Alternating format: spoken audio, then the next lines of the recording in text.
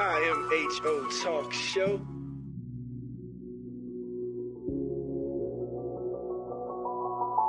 That's right. That's right. We are here for the people, doing it for the people, Miss Max. All for you. Per normal. And so we are joined by Justice for All, none other than Mr. Harold Foley and Anna Corinne. And how are y'all today, good people? Good to see y'all. I'm good. What it do, Charlotte? There we go. There we go. You know Harold gonna bring the energy. That's right. How can we get this thing started? That's right. That's right. And so you are here representing today. Like I said, you wear so many hats, brother, and we appreciate you. Got to give you your flowers and your just due for being someone that's always a man of the people, trying to make things better. And like I said, folks know you wear many hats, but in particular, you have an initiative with Justice for All. I think you said a couple of things are going on right now that the good people need to know about, you and your colleague, Anna. So go ahead and let us know what brings you in today. Before we get into all that, maybe just take a minute to let people know what you do. But Harold, I feel like you've been off the scene for a minute. Yeah, a lot of people have not seen me because I think the work also needs to be on scene and behind the scene. And so I've been doing a lot of work behind the scene. But before I get started, I want to give y'all a shout out because y'all bringing the heartbeat to the radio, to the internet, and letting people know what's really going on. So I really appreciate that. And I'm honored to sit here with y'all because I really believe that the way in which you get the word out is through media and having the right media give the right information. So thank y'all so much for that too. Harold. Yeah, man, it's a blessing and a privilege. Yeah, and so I'm Harold Foley. If folks don't know me, I live in Charlottesville all my life, so I've seen the good, the bad, the ugly, and I've been with legal aid for about almost 8 years, going on 9 years. I'm working on dismantling the criminal legal system. The criminal legal system has not been fair to Black, brown, and people with disability. And so, one of the things we try to do is brick by brick dismantle the system. Okay. You said something maybe we'll get to later about people with disabilities because that's often forgotten about, but they get overlooked and pushed aside and rights violated more than one instance.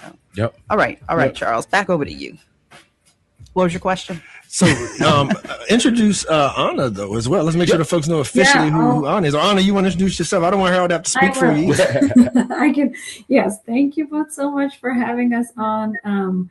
I work with Harold at Legal Aid Justice Center, and I've been here about 5 years now. And I want to say longtime listener of this show, first-time visitor. So thank you so much for having us on. And with Harold, I work in the Civil Rights and Racial Justice program at LAJC, which works to dismantle the criminal legal system. Thank you. Indeed. Thank you. Thank you both for joining us. So, we got all preliminaries, Miss Max? I think so. I think you guys are using some really strong words and it's probably got some of our listeners on the edge of their seat. Dismantle the say it again. Criminal legal system. Criminal legal system. Yeah, because it's not criminal justice system because there's nothing justice about the system, right? You got to be this directed bodies, the criminal legal system that has been for 300 years really bad to Black, brown people and people with disability. Another thing too, I want to emphasize that what we do is we are community centric. So whatever the communities want, we will fight for it. So we don't believe building something and people are going to come. We believe that building with the people who's affected by the issue, we will get the people we need. Right. I like that. Now y'all making me think. First, thank y'all for doing such great work, right? Trying to enact justice and even create justice, if I'm hearing you correctly, Harold. So before you even get into your particular initiatives that you want to discuss today, I want to ask y'all a very philosophical question.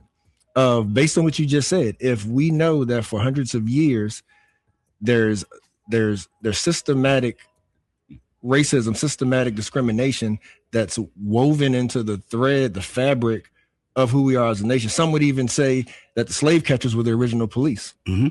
Right. So what is it that gives y'all the angst to do this work, to say that we're gonna change the system? Well, I always say this: we understand that it's impossible, so we make the impossible possible. For instance, Max, you remember we was fighting for a police oversight board, and we got denied for city council, and we went to the General Assembly to fight for it. So you got to keep fighting, because what they do, the powers that be, they fighting while we sleep, right? And so we got to continue to fight. We got to get people who are affected by the issues to be able to be leaders in that fight. And so that would keep us with the inks, like, to see, I talk about leadership development. I've seen people who come to our meetings wouldn't say 2 words. Now it's doing interviews and, getting their word out. And so that would give me the power in my book bag. Anna? Yeah, I want to say that I grew up in India, and so I came to the U.S. When I was 18 to go to college, and then I went to law school in Atlanta, Georgia, and I think there really started learning about, the history of American enslavement and how really, I think in my eyes, the criminal legal system is an extension of that, right? Because when enslavement ended, then convict leasing started, right? And the United States suddenly was replacing Black labor that it had, due to enslavement. And so, given the fact that even now you can not pay someone when they have to work in prison, that's an extension of enslavement again, right? So I think for me, walking into the U.S., and probably the same is true in India, right? I always say that the people that are locked up in any country are not the most guilty people. They are the people with the least amount of power, right?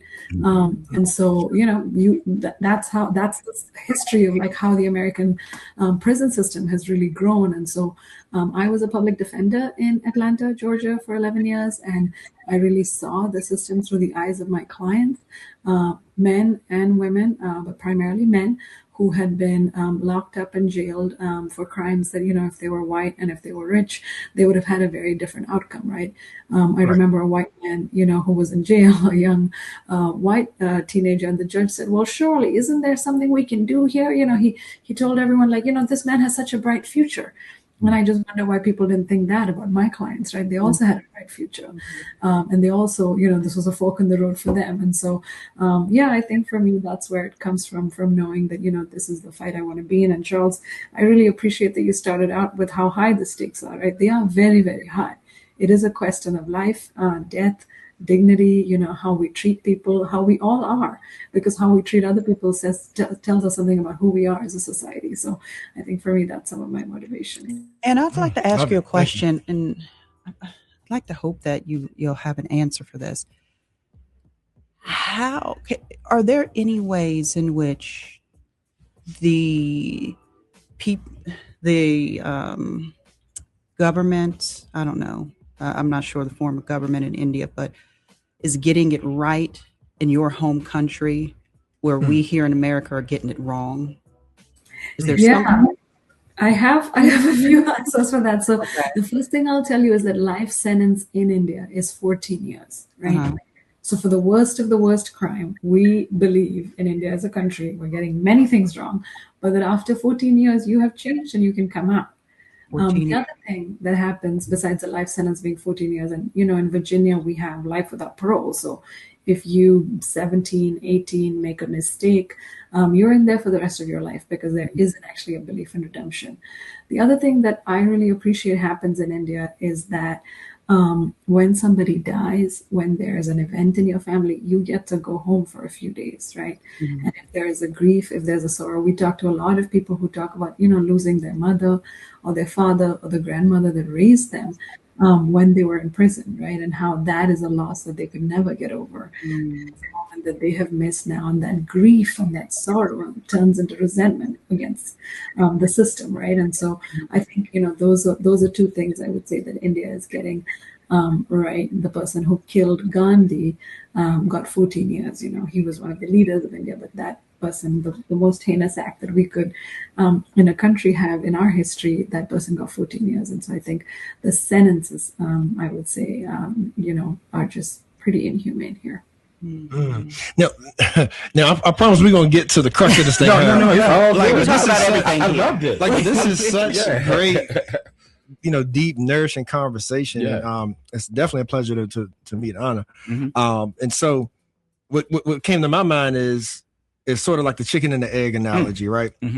Anna, I'm curious, and those explanations you were just given about the India justice system, does community activism help more than elected officials?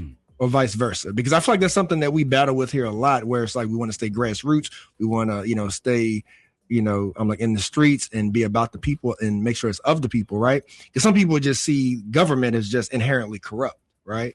But then there's some folks say, well, we need to vote so that we can get the right people in office to make these changes. You see what I'm saying? Like, so which one, in your opinion, and where you've seen true reform work, which one held more weight? The elected officials or honestly, I will say that the elected officials in India, frankly, it's a pretty dismal picture right now. We have a very right-wing Hindu government, and they are coming for all religious minorities. For Muslims, I think Islamophobia is something that exists everywhere, right? It's global. It's a global phenomenon now. And the right-wing Hindu government in India is taking a lot of its cues from the Trump administration here, right? The sort of rhetoric of masculinity, of power over rather than power with. And so I would not say by any means that India is getting anything right. And I have critique, of most governments, I would say, right? Because when we critique our elected officials, we hold them accountable, right? That's the process. Even once we elect someone, even if it's a community leader, the minute they get into power, it's our job now to continue to hold that person accountable because they are now in power. And so for me, I think, the issue of community members asking for something, pushing for something, that is how change happens.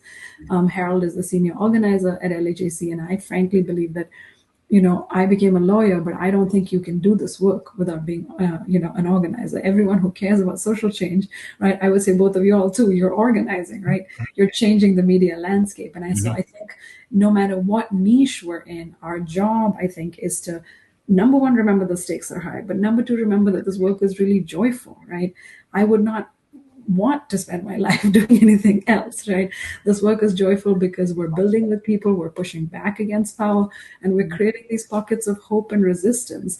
And so, one of the, things we're here to talk about is LEAD, which I think is a really hopeful campaign and endeavor. Absolutely. We are joined by Justice for All, Anna Corinne, as well as Harold Foley, talk about the LEAD program, and also think you said the sealing law as well. There's a couple things you wanted to address. So you want to jump in? Or? So I'm going to talk about the LEAD program, the sealing law, and some other stuff that I'm doing on the state, housing without barriers. But first of all, let's talk about the LEAD program. Oh, before I get started, I'm going to shout out Clarissa Foley, my wife, because she's the reason why I'm here. Hey girl, hey. Yeah, thank you, Clarissa. Good man, Harold.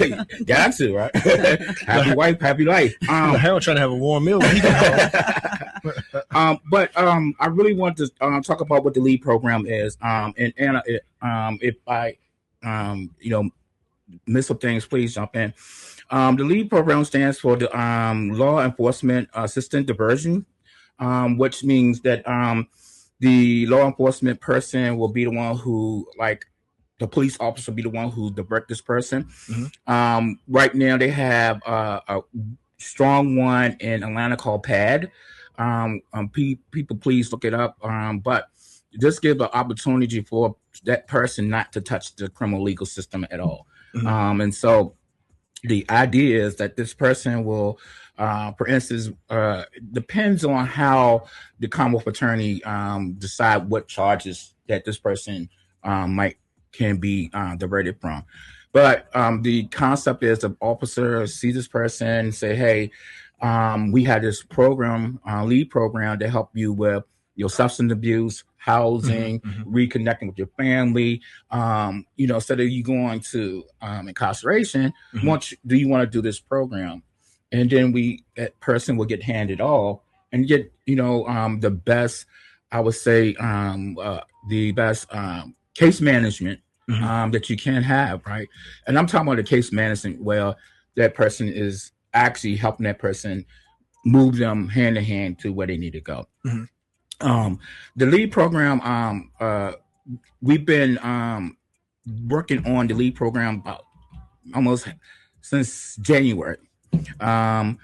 The lead program is part of, we got the People's Coalition, the City of Charlottesville Services providers, community partners who is part of it to shape this program. What I think is the most important thing, though, is helping someone holistically to not be able to go back to incarceration, right? We have a lot of people who they call familiar faces that are eligible for a lead program that we are pushing for, and so that's some of the things. Anna, you want to talk more about it? Yeah, I think I just want to echo what Harold is saying, because community members really ask for care, not cages, right? And so when the city was investing in a bigger jail, in renovation and expansion of ACRJ, the Admiral Charlottesville Regional Jail, community members said, look, we want care, not cages. And so this LEAD program is a direct response to that community demand for care, not cages, right? Because if you think about the cycle of a case, or a human being who's arrested, they go into jail, then they get everything in their life disrupted. And then finally, when they go for sentencing, the judge and the prosecutor might agree, okay, you need a drug program, okay, you need housing, okay, you need some job coaching, and so instead of arresting someone and then making them wait in jail and then getting out and then giving them services, the whole idea of LEAD is you just divert someone immediately. So it's a pre-arrest diversion by a police officer who could arrest you, but realizes that that is just continuing the cycle of incarceration and is choosing instead to divert you towards services instead of jail. Okay. Now, how have they implemented this in other places, right? Because this sounds very noble, but is this like a law that your jurisdiction has to pass? Is this something that your police just have to enact? Like, how do you get something like this started? Yeah, great question, Charles. So as you guys know, right, every arrest is discretionary. If a police officer is able to arrest you, then they can, but they cannot. And so it's really using law enforcement discretion to do the diversion. And that's how it happens everywhere else. So it really is a culture change with the police department. And that's why we're so grateful that the police department, like Harold said, actually since last June, has been part of the stakeholder group. So it's the police department, the prosecutors, Home to Hope, Human Services, Region 10. So we've had all these people at the table working together to design a LEAD program, and we're coming up with a pilot program because we've finally been able to agree on where the charges will be and where the program will take place. And the plan is to propose a 1-year pilot program to the city. And LEAD has been successful in Atlanta, like Harold said. In fact, in Atlanta, they even have a number now. You don't have to call 911. Say that you see someone out on the street, they don't look well, you're worried about them. You might think, okay, gosh, I don't want to call 911 because what if police come and what if they're violent? And I don't even know that this person's committing a crime. So you can call 311. And what happens is that LEAD just shows up, right? So one option is that a police officer does the diversion. Another option is that community members can call and get, that person diverted to services. And it's completely voluntary, right? And it is about the dignity and the self-worth of that human being. And the police officer will say, look, like, I can take you to jail and arrest you for this charge, or I can divert you. What would you like? Because we believe that people should not be forced to do something that they don't want to do. And part of it is we realize that there are a lot of services that are not able to meet people and not able to reach people. And so part of it is, providers also thinking more holistically about how to meet people where they're at.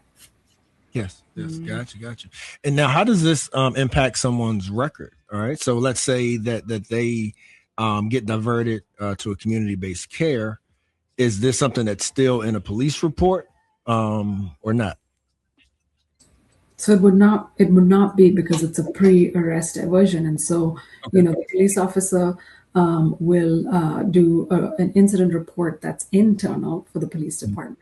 But there isn't anything on that person's record because there's never been an arrest. And actually what we're working to do with the prosecutors is say, Charles, you're the police officer. You see me doing something you could arrest me for, and you ask me, do you want to get diverted? I say yes. Now it turns out that I have maybe 2 pending cases already, right? With the prosecutor's office for which I was arrested, and there's a formal case. So we're working with the prosecutor's office to also roll those into diversion. Gotcha. Okay. So we are cutting, I guess, the magistrate completely out of the process as it pertains to how lead will work. Yeah.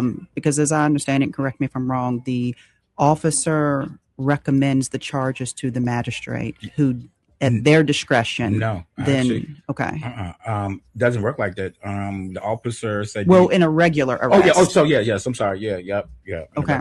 So cut out the magistrate, and then this requires an immense amount of buy-in from the police department, who already wields a high level of discretion that a lot of people are already critical of. How will we educate or prepare them to play a role like this? Well, one of the things we did, and it's all about not reinventing the wheel. Okay. Lead Seattle, who's been in Seattle doing lead for a while, did a training with us, and there is the piece where the officer has to get trained, and they're willing to come and train the officers on that, right? And so. So we understand that too. One of the things that I understand too is, as a community member, a person who is like facilitating the People's Coalition and working at LAJC, I know I can't use my autonomy by coming in and like thinking that things can go and be honky dory, because I know I still have to do what I have to do. But one of the things that is is possible is, like I said, they have a officer who, a former officer, who's willing to come train officers who's going to be part of the lead program. Okay. Yeah. And the other thing I want to say, Max, in response to your question, is that we have felt very lucky to partner with the police department and have their buy-in at every step of the way. And what we're hearing from the deputy chief is that police officers in Charlottesville also are arresting the same person. That person's going to jail, they're getting out, then they're arresting them again. And so even police officers know that what they're doing is not working, but right now the only tool they have is an arrest, right? And so there is excitement from the police department at being able to solve some of the root causes of how and why they're interacting with someone, and that's leading to an arrest. So we're actually excited to give police officers an opportunity that really stops the cycle from continuing to occur. That's great. I mean, ideally, it's great. I do think about the officers who are like, I'm not your social worker. Like, my job is to arrest you if you break a law and take you to jail. So this sounds like a great program. And if it works as planned, could potentially change lives and give people the real help that they need. Yeah, and we want to change cultures. The way to change it is to do something like this, right? Because we don't want officers to say, I'm not a social worker, right? And that means they have less feelings about that person in their situation. We want to, be able to, have a situation where someone's not touching the criminal legal system at all. I think, for me, living in Charlottesville, I've seen too many of my cousins, my aunts, and my family members being thrown in jail without any opportunities to not go to jail. So, I think this is great. But for folks who want to know more about the LEAD program, we have a town hall learning session on July 30th. It's going to be at First Baptist Church on Main Street from 6:30 to 7:30. That way you can get answers to your questions. We want to give people, one thing I want to give people the tools is the knowledge about what this program is and how important this program is. So you said Thursday, July 30th. Is that on the Legal Aid Justice website or it should be? If not, I'll send you email. I'll send you a flyer. But yes, it's yes. You said First Baptist on Main Street. First Baptist Main Street, 6:30, 7:30, in their fellowship hall in the basement. 625 West Main Street, Charlottesville, Virginia, 22903. He got it. And what time was that? I'm putting it in the comment. What time was that again? 6:30 to 7:30. Yeah, please come with your questions. I'll say this: when Chief Brackney was here, the first Black chief, she was talking about a lead program that she wanted to start it here, and so. Chief Brackney been gone for about how many years now? Right? Several. Yeah. And so, I'm glad that we picked up the mantle and keep it going and making this happen. Yeah. So real quick, something that y'all said too, that what dawned on me is, especially as Max was talking as well, is, I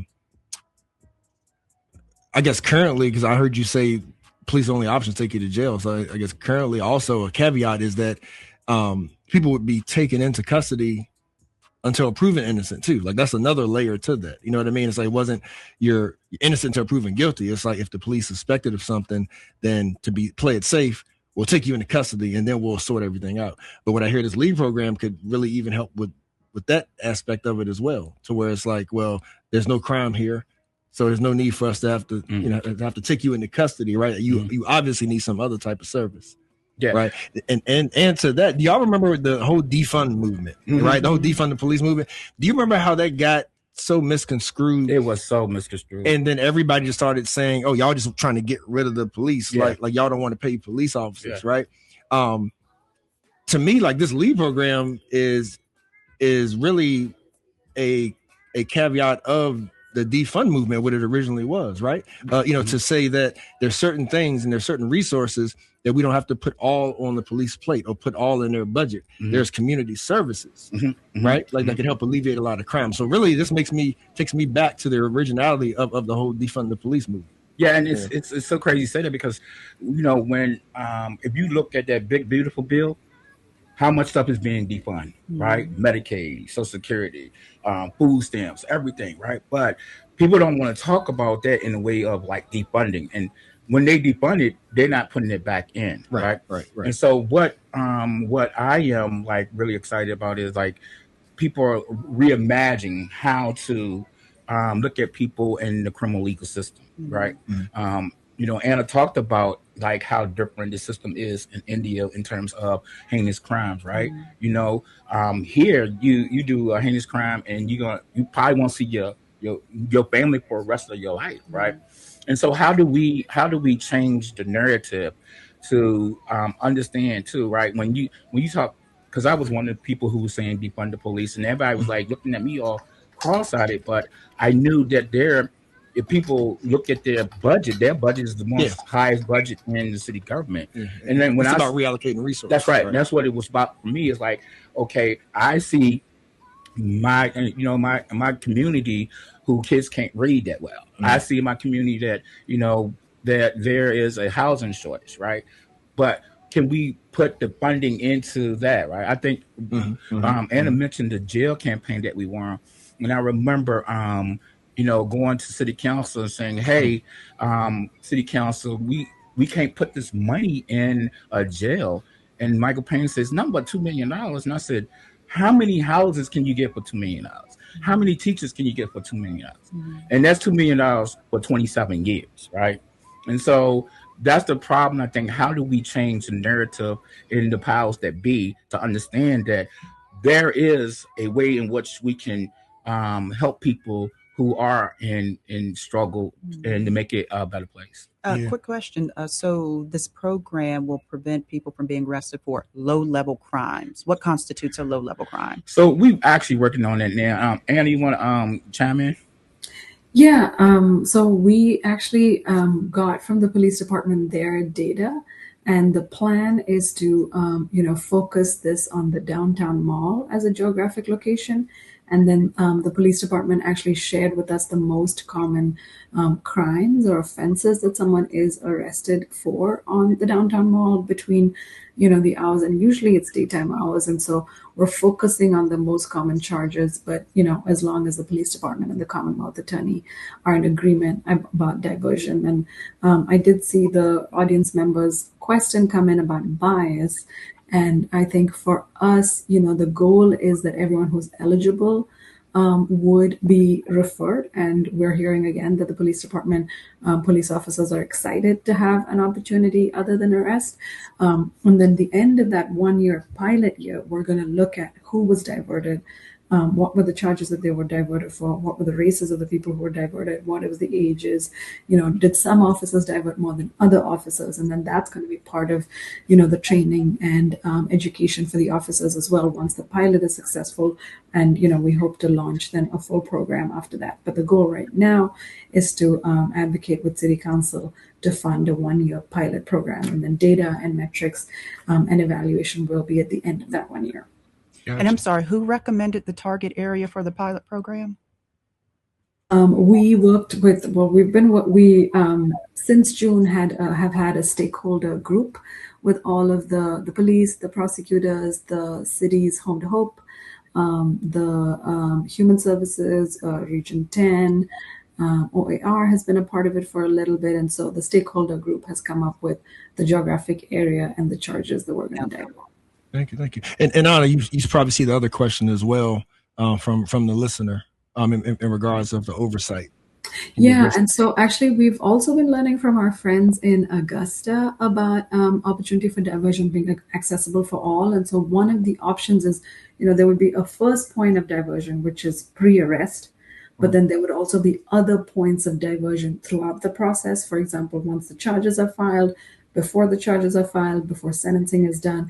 And so what our Augusta counterparts have recommended is that to mitigate for bias and make sure that opportunity for diversion is accessible for all, that we have several points built in to the system. And like I said, we're also at the end of that 1 year going to do tracking to make sure that, diversion has been offered to everyone who was eligible for it. And we're also going to drill down into, if someone was eligible for it and they weren't offered diversion, to kind of think through why that was not offered. And Seattle actually has a really cool policy where they say, well, if someone was eligible for diversion, but they weren't given it, then the officer kind of has to fill out a sheet explaining why they chose not to offer diversion to that person, which is also an option that we could implement here. So awesome, good information. So I haven't heard us mention PCOB. Are they involved, especially when we talk about oversight? No, I think the reason why they're not, because they was going through something to get their footing. And so, a shout out to James. I really appreciate James. James has been so helpful in things that we have asked for. So right now, I think we was focusing on the Commonwealth Attorney and the police chief to make sure this program is running smoothly. Thank you. I guess the only other thought that I have, and it is again along the lines of the geographic location that this program will be targeted on. It's just, it could be a greater impact, right? I think the downtown mall is, I see why it was chosen. It's a more centralized location. Police department is right there. On the other hand, and for that reason, because the police department is right there, it seems like it's just more manageable. It's easier to get your hands around it.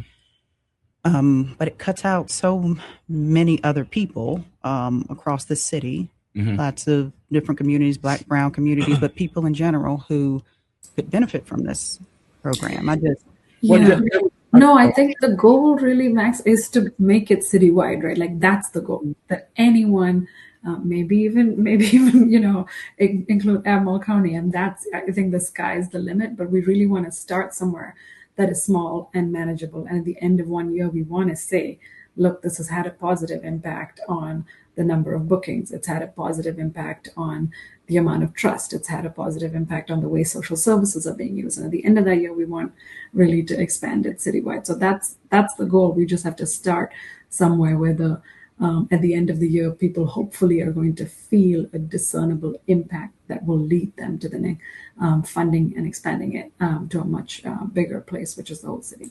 Okay. Nice, good stuff. We are joined by Anna and Harold with Justice for All, talking about the LEAD program, and I believe there's also the ceiling law you want to address too, right? Yes. So can we take a quick break? Yes. We're gonna take a break because we are at the hour, and we're gonna be right back, and we'll close out talking about the ceiling law as well. So stay tuned. Take a bio break. Tell a family. Tell a friend. all that good stuff. IMHO Talk Show. Be right back. Back like we never left, family. Sir Charles. Miss Max. That's right in the booth in the building. One more again was none other than Harold Foley and Anna Corinne. And we are here talking about all the good justice work that they are doing. Justice for All, they're representing. We were just talking about the LEAD program, and now they also have some information about the sealing law. All right. So who would like to kick that off for us? I'm gonna let Anna kick that off because I think Anna. Yeah, happy to do it. It's Anna from Legal Aid Justice Center. So we have some exciting news. Starting on July 1st, for the very first time ever, you can seal a conviction in Virginia. So it used to be that if you got a conviction, it stayed on your record forever and ever and ever and ever. And starting on July 1st, some convictions can be sealed. This is the first time in Virginia that convictions have been allowed to be sealed. And what that means is that no one can see it, not an employer, not anything, and it's protected. There are materials on LAJC's website about record sealing and about expungement. And as we know, expungement is separate from record sealing because expungement is only for dismissed cases, but sealing is for convictions. And if you take a look at our website and have questions, you are welcome to call the front desk of Legal Aid Justice Center in Charlottesville. And Harold and my colleague, Helen Bradshaw, is our expert on record sealing, and she can answer questions and do legal consults with people. I also want to let everybody know that we're going to have on September 21st an expungement and record sealing clinic in Charlottesville. And so it'll be our first record sealing clinic in Charlottesville on September 21st. So stay tuned for that and look out for announcements and flyers a few weeks before, starting in early September, on our website to see if you qualify and if you would like to come and have us represent you for your record sealing. If your records are sealed, do you no longer have to report it on a job application? Like, have you been convicted of, I wish Max that I knew the answer to that, but Helen is probably a better resource for people. I don't know that you can, be dishonest, but I think there is a caveat that protects, that record from ever being accessed or used by an employer. But to answer your question specifically, I do not know, and I can get back to you about that. I want to say one of the things too that Helen and I are working on. We're going to do a education session for record sealing and expungement sometime in August. So look out for that, because I think it's really important that people understand the ins and outs of both of them. I don't want people to get both of them confused. So sometime in August, probably late August, we're going to be somewhere getting people educated about record sealing and expungement. Okay. Well, to definitely forward them to us. We will share them, disseminate them as much as we can for you. Before we go, one more thing that we're working on, I think is very important to talk about, is housing without barriers. We have a statewide group that's trying to change the way in which people who get out incarceration can get housing. Okay. That's the number one thing that happens with people when they get out. They can't get housing because of their criminal record. And so we are working with a group, a cohort of groups who are statewide. If anybody listened to me who had a problem with getting housing after you got locked up, please give me a call. But what we're trying to do is see how we can change it to make it better for someone who, say, been out. We've been doing listening sessions, and somebody been out 25 years still can't get housing. And so that's the thing that we're working on statewide. So that's why you haven't seen me anywhere, because the best work sometimes is behind the scene. Yeah. And in those situations, are they then ineligible for like public housing, housing choice voucher? Like if you're... Well, it depends on your crime. Okay. It depends on your crime, and just trying to get a sense. But what we're looking at is like those landlords who don't don't give people a chance to get them a housing. So that's one of the things we're looking on. Okay. Yep. All right. We got a special guest popped in that has a question. Oh my God. Let me tell you something, Harold. Every time you come on, I always hear progress. Thank you so much. There's something new that you got going on. Yeah. There's something that got through. There's always every time you get behind this microphone, something more has been accomplished. Yeah. I want to take the opportunity to give you your flowers. Thank you so much. Your team. You guys are doing awesome. Really appreciate that. Indeed. Hey, how you doing? I'm good, man. Good to see you. Man, don't use the radio voice. Yeah.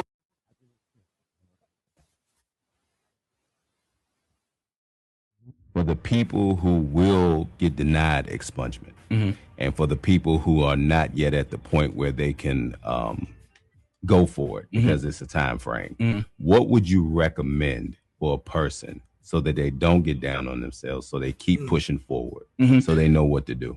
I always tell people, educate yourself. Educate yourself. If you get denied, why you got denied. If you, because I think really we have a toolkit where you can do your own expungement, right? And so learn how to do it, right? Because I always talk about leadership development. One lady came in, she learned how to do expungements, and she's doing it for other people, right? I always say one thing that Lil Wayne said in his interview, the education system here is easy. They give you the answers, right? Learn how to do things that it's the answers there, how to do it. And so that's one thing I tell people: don't be discouraged about being denied. Don't be discouraged about not getting your record seal. So often what we do is we think about it like this: can I do it? Right? And then how can I do it? We get caught up in so much of can I do it and deny ourselves that we can't do it. Yeah. Not thinking about how can I do it. And so I always tell people, always be like, how can I do it? Right. For me, how can I be here? Because I could give up and not do anything after I got incarcerated. Right. But I will figure out how can I do it and keep doing it. Right. Good stuff. Yep. Love it. Let him cook. Yeah, that's right. and Anna, before we close, we want to make sure that you have the floor at least once more. If there's anything you feel we're missing, anything you want the folks to know about at this time. I do. Yeah, I'm not going to be as inspirational or charismatic as Harold, but I will say that every year, we go to the General Assembly with our community members and our community partners. And we put up a whole bunch of laws that we want to see passed. And this year we had a lot of success. And I want to highlight a few quick laws for, as it relates to the criminal legal system. If you get out on bail and, you miss court, now a judge is not just going to issue a failure to appear warrant. They really have to see that you miss court willfully, right? That used to not be the case. So there's going to be a lot less people getting arrested for missing court. For the first time now, behind prison walls, when you work, remember how I said you're not compensated. Now you are going to get your court debt offset for minimum wage, right? So if I have spent 5 years behind bars and I come out and there's like $30,000 on my books, there's going to be zero because every hour that I have worked, I get that taken off of my court debt. That's a huge, I think, historical reversing of how we have not compensated people behind bars, primarily Black people, primarily Black men, for the labor. And so, we have a whole bunch of other wins on our website. I will share that. But I just want to say, when we fight, we win. And so join us in the fight, join the People's Coalition, reach out to Harold, reach out to us, get educated, and, come help make the world we live in a little bit better for all of us. Hey, can I offer y'all an invitation when we go to the June Assembly? I would love for y'all, one of y'all, to come with us to see the work that we do, because I love the fact that we the people can change the laws. A real quick story, because that's what organizers do. I mean, one time I went to someone's house who was having this real bad. She went through this program and they threw her on all these things, and sitting on her porch, and I said, hey, won't you come with me to the General Assembly? I'm taking some kids and we can learn about whatever. You know what she said to me? How much does it cost to get in the General Assembly? I almost fell out my chair because that is our house. And so I'm extending an invitation for you all to come and let me know. All right. Appreciate you. No, I appreciate y'all, man. I really love that we are on the air making this happen. Thank you so much. Yes, indeed.